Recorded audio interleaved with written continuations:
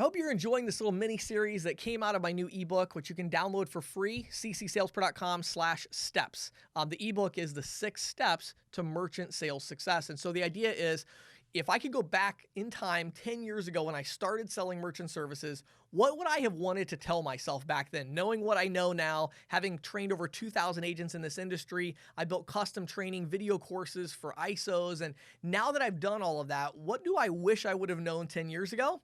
Well, I put it all in an ebook. So go to CCSalesPro.com/steps and you can download the ebook absolutely free. It's a 30-page ebook. It's my thank you for joining the email list. So anyway, in this video, we're going to talk about step number 4, which is eliminate maybe. Eliminate maybe. So in the first 3 steps, we talked about you start by sounding like an expert. So if you feel like an expert in front of the merchant, great. If not, you need to get some training like our 6-week Jumpstart program to get you to that next level so you know what you're talking about. That's important, right?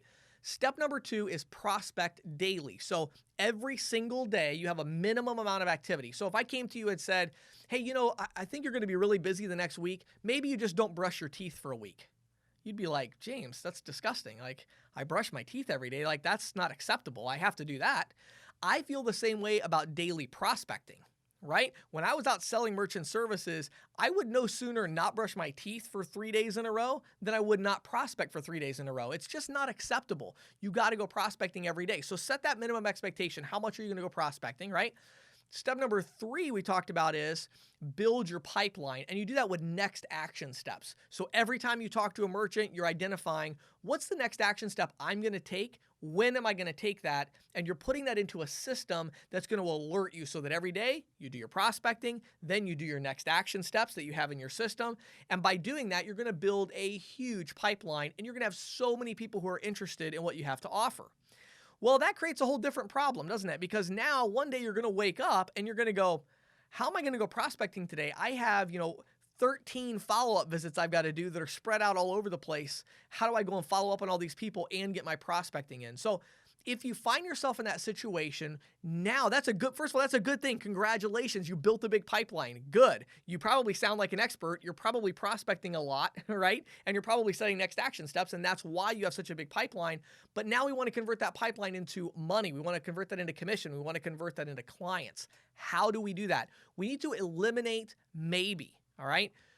No is not the enemy of yes.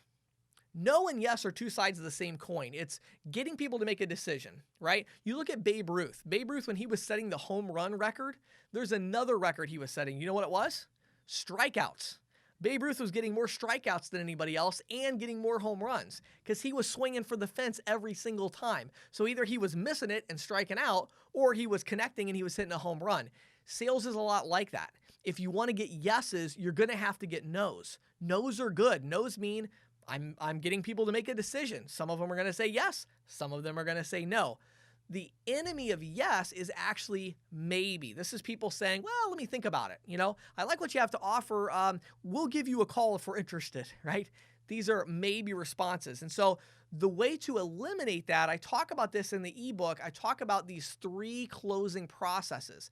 So you start by an assumptive close. You're going to go in there with a very assumptive close. You get through, you answer their questions, and an assumptive close. Like you're going to start the paperwork, something very assumptive. If they say no to that, that doesn't work, right? Then you make it personal. And you say, hey, you know what? I want your business more than anybody else. I want your business more than your current company. I want your business more than any other company out here, any competitor that I have. I am going to do more than anybody else because I want your business. And all I'm asking for today is a chance. Would you give me that chance?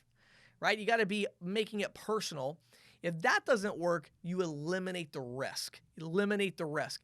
Don't make them feel like they're making a big decision. Don't make them feel like they're locked into something that they may regret. We've got to eliminate the risk. Now, I had a few minutes to shoot a very short video about a very big topic, okay? If you want to learn more and actually get the full, topic here, along with everything else, please download the ebook. I spent a ton of time writing it. Our designers spent a ton of time making it good for you so you can absorb the content.